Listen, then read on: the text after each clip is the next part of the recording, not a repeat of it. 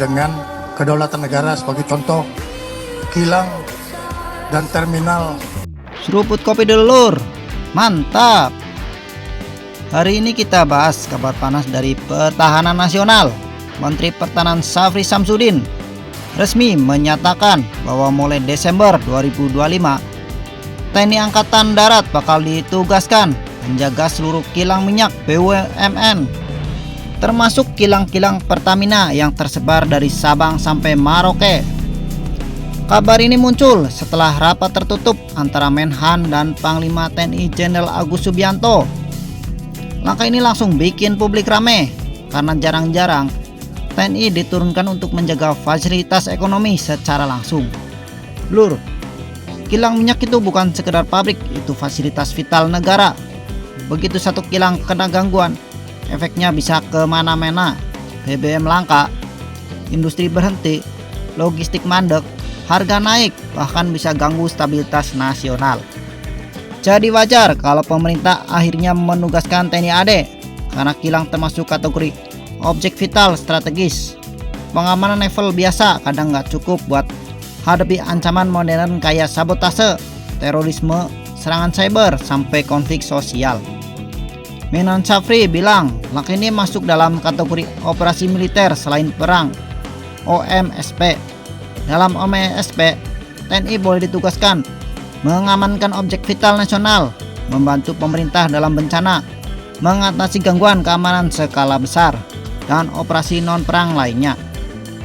Karena kilang minyak menyangkut hajat hidup rakyat, maka penugasan ini sah dan bisa langsung dilakukan tanpa harus naik status tertentu. Nah, ini bagian yang menarik lur. Menurut laporan resmi, penugasan mencakup penempatan pasukan TNI AD di seluruh kilang minyak BUMN. Bukan cuma penjagaan pintu masuk, tapi juga patroli perimeter, pengawasan gudang bahan bakar, hingga pengamanan jalur distribusi tertentu. 2. Pengawasan intelijen oleh BAIS TNI. BAIS akan memonitor potensi ancaman dari kelompok kriminal, terorisme, sabotase industri, spionase ekonomi, dan ancaman cyber. Ketiga, koordinasi langsung dengan Pertamina. Pertamina menyambut positif langkah ini dan menyebutnya sebagai pengamanan berlapis untuk menjaga risiko bisa mengganggu suplai nasional. Keempat, Batalion Teritorial Pembangunan BTP. Pemerintah juga sedang mendirikan unit-unit baru yang fokus ke pengamanan objek strategis negara, termasuk kilang pelabuhan energi dan jalur distribusi. Dengan kata lain apa lur? Ini bukan pengamanan simbolis, tapi security reinforcement besar-besaran.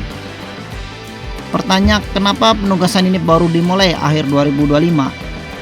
Karena dalam beberapa tahun terakhir ada cukup banyak insiden yang bikin pemerintah waspada, mulai dari kebakaran kilang Baloman dan Dumai, gangguan distribusi akibat aksi kriminal, ancaman sabotase industri, konflik lokal di area tambang dan energi, ancaman serangan cyber pada infrastruktur energi.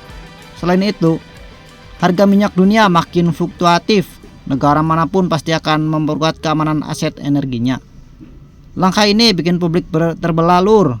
Yang setuju bilang, kilang harus dijaga TNI karena ini aset strategis.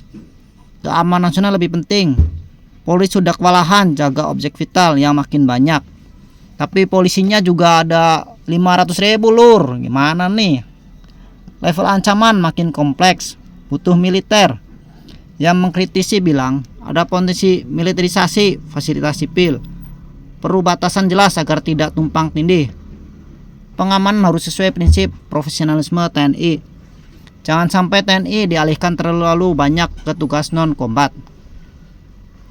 Analis pertahanan menilai penugasan ini sangat strategis, tapi pemerintah harus transparan agar tidak muncul salah paham di masyarakat. Jadi lur, keputusan penugasan TNI AD untuk menjaga seluruh kilang minyak BUMN mulai Desember 2025 adalah langkah besar dalam sistem keamanan nasional.